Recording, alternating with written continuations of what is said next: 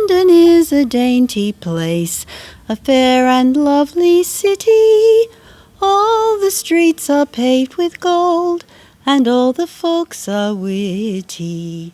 Bless you, lords and ladies fine, riding in a coach and six. Once a long time ago, I was a tall young woman, worried constantly about the width of my hips.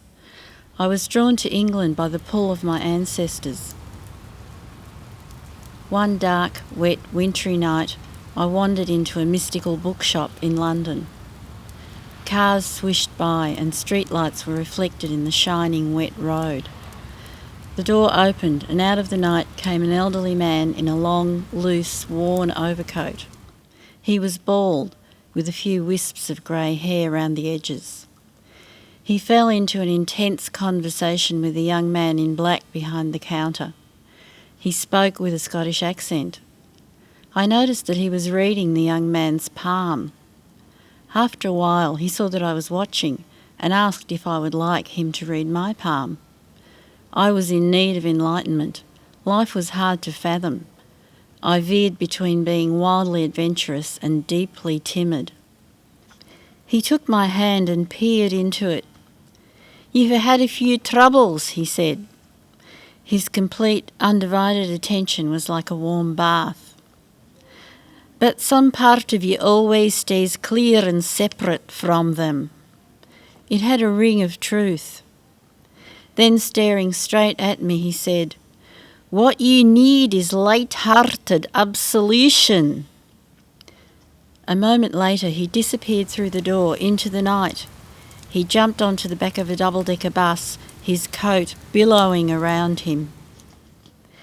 10 years later, I got breast cancer. 2 years after that, I was hanging upside down on a bar above my concrete backyard in St Kilda. I fell off and broke my back. I became paraplegic. I'm still here. The neglect of my human rights makes me angry.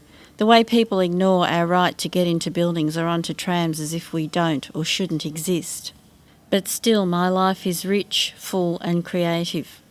I work, sing, dance, cook, write, read, garden, sew, think, travel and love. I often have a sharp sense of the mystery of life and the absurdity of human behaviour. Full fathom 5 thy father lies, of his bones are coral made. Those are pearls that wear his eyes. Nothing of him that doth fade, but doth suffer a sea change into something rich and strange.